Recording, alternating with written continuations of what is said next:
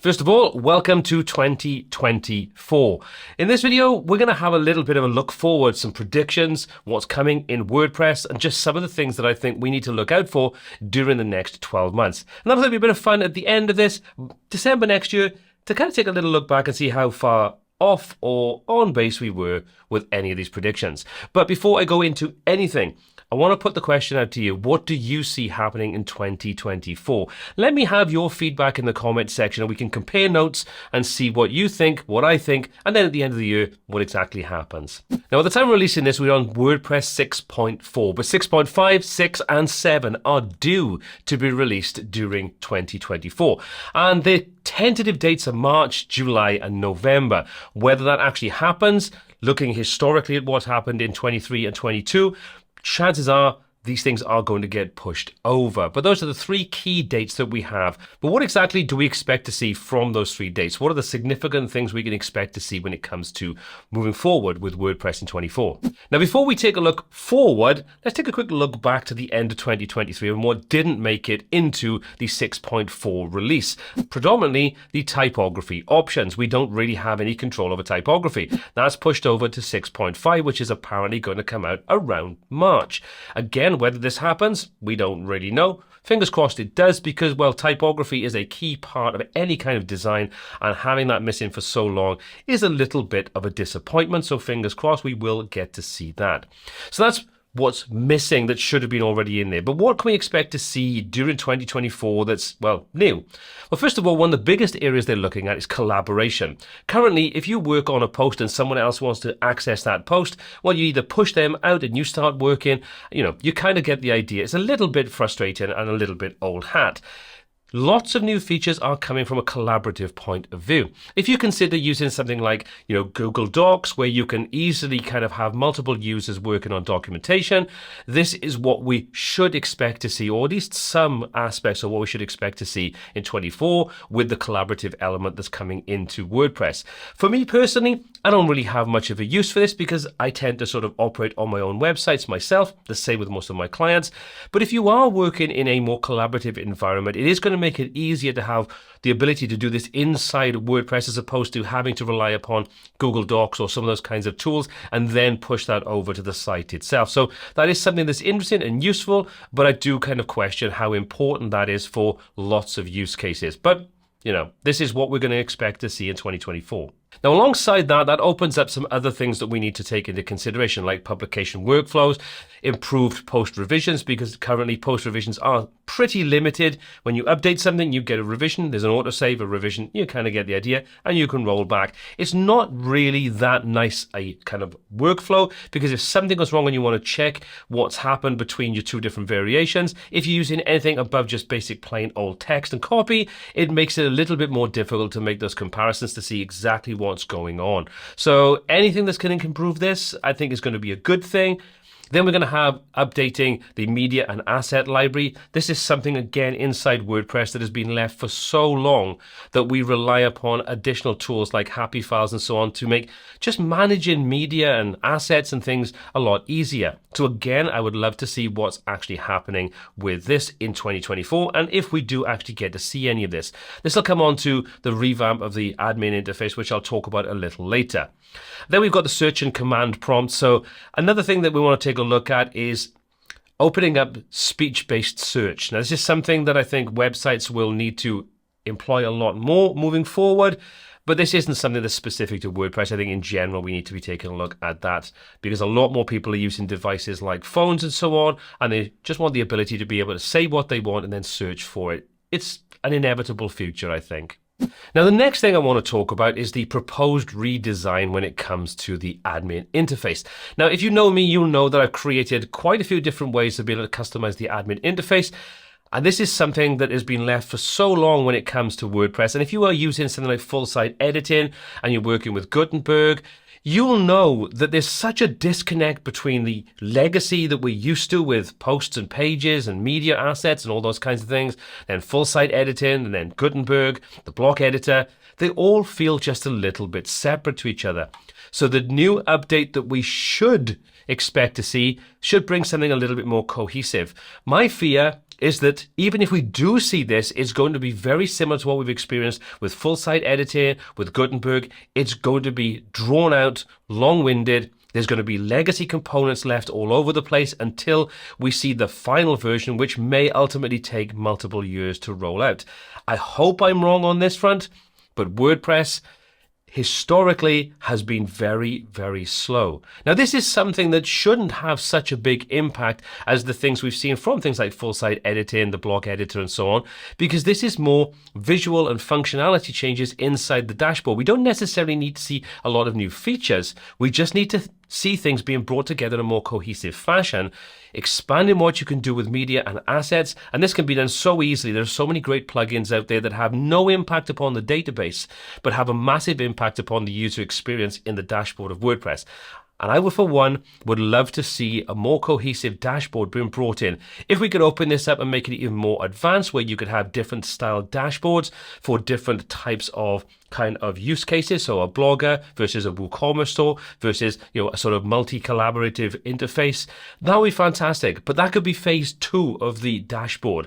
Let's have phase 1 where cohesion is brought in, everything looks and feels the same. We don't have this disjointed affair.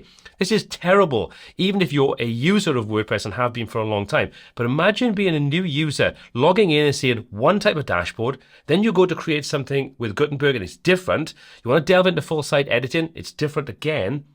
So far, there needs to be some cohesion brought together inside the dashboard of WordPress. Hopefully, we'll start to see that rolling out in 2024 a lot quicker than we've seen some of the other things roll out over the last 5 or 6 years.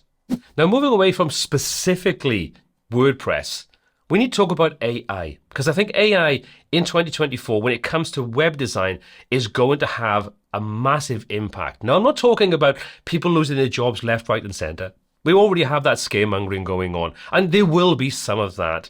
But I think AI integrated into websites, things like AI chatbots and so on, you're going to have more AI code-based tools. In other words, if you want to customize aspects of CSS or WordPress or create functions or things like that, there's going to be less reliance upon plugins to do a lot of these things and more reliance upon services that are trained with WordPress or code for CSS, HTML, JavaScript, and so on in mind. And I think a lot more people are going to start relying upon that. And I think this technology is going to move considerably faster. Now, there's still some caveats to this. And again, I would love to get your feedback.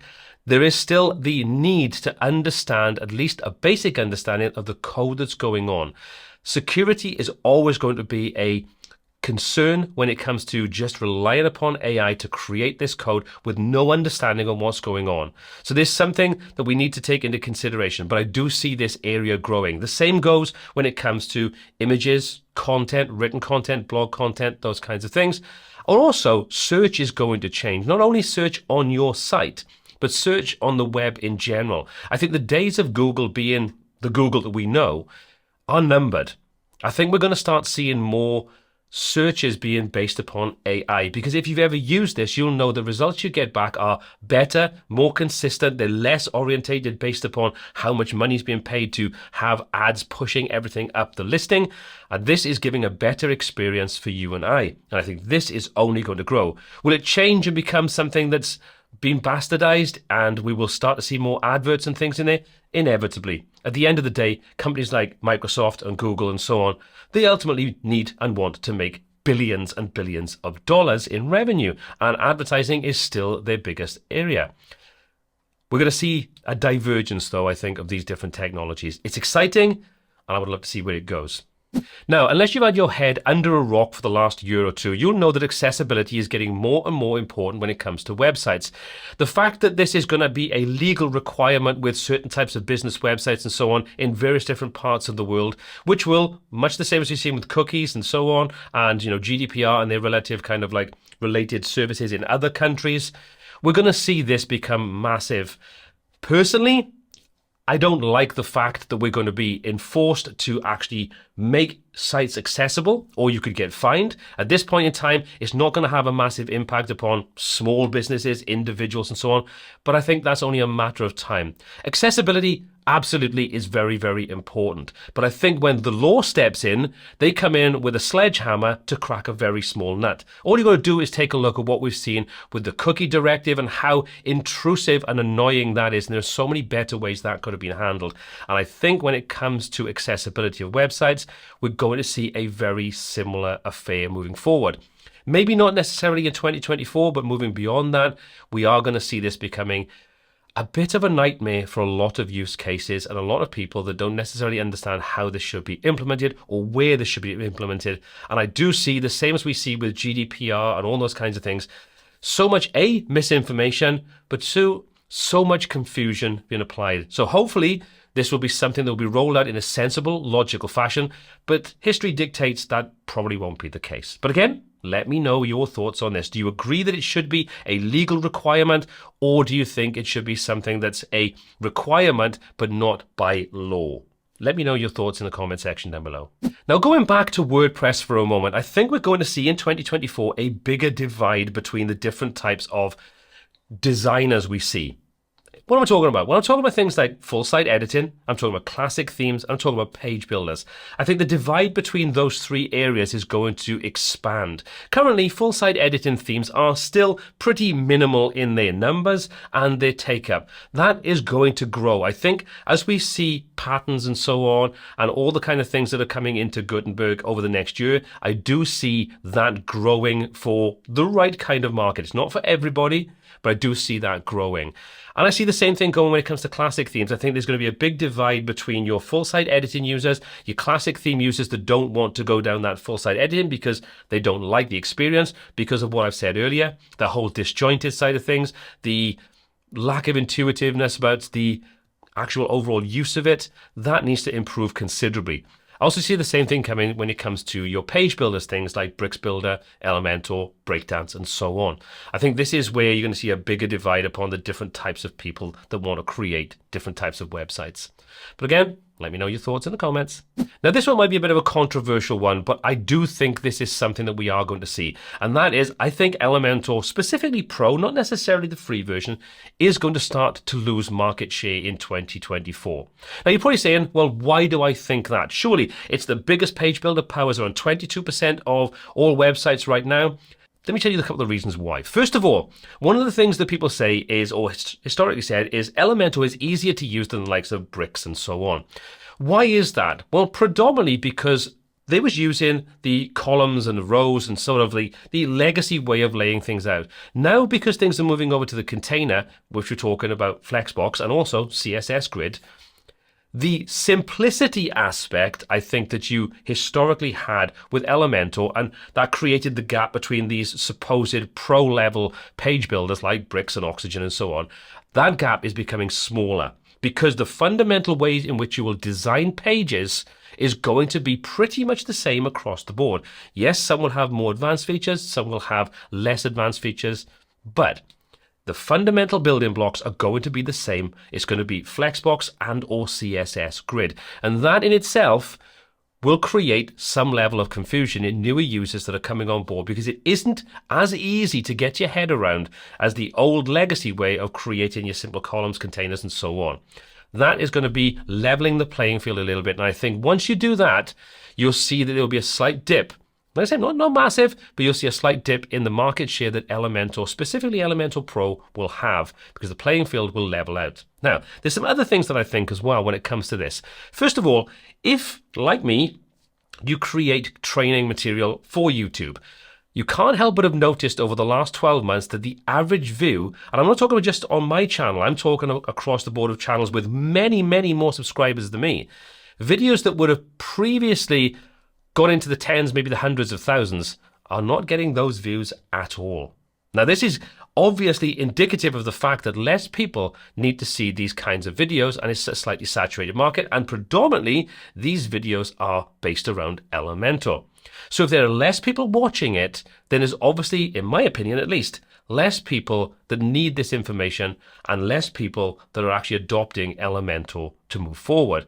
And this is where I see the likes of Bricks Builder, Breakdance, and full-site editing and Gutenberg and so on, they are starting to take away a percentage of what Elementor is actually used to. And I see that growing over the next 12 months. But let me know, what do you think? Do you think I'm talking through my behind, or do you think there's some merit in what I'm saying and the reasoning behind why I think it's going to lose market share? Let me know. Now, speaking of Bricks Builder 2.0 is going to be released in 2024 at some point. We're at 1.94 at the moment, and I believe 1.95 is due out imminently. So there's not many revisions before we hit 2.0. But my prediction is we're not going to see a massive change when it comes to 2.0. I don't see us seeing any drastic changes. I think these are going to be more quality of life updates, changes, tweaks to enhance what's already there. Because the core foundation that we have in Bricks Builder is already solid. It's gone through lots and lots of iterations since version 1, which is about 2 years old. You know, they've moved over, we've got CSS grid, we've got Flexbox, we've got all the kind of key things we need in there. There are still some glaring holes in what we need to make it a fully featured builder, and I think this is where we're going to see those kind of, or that attention being paid in 2.0. And I think this is what we're going to see. It's going to be that quality of life improvement. Not like we saw, for example, with Elementor 1 to 2, where we went over and had all the dynamic content and templates and so on, which is a massive change. We already have all of that. We've had pretty much all of that from the get-go in Bricks Builder.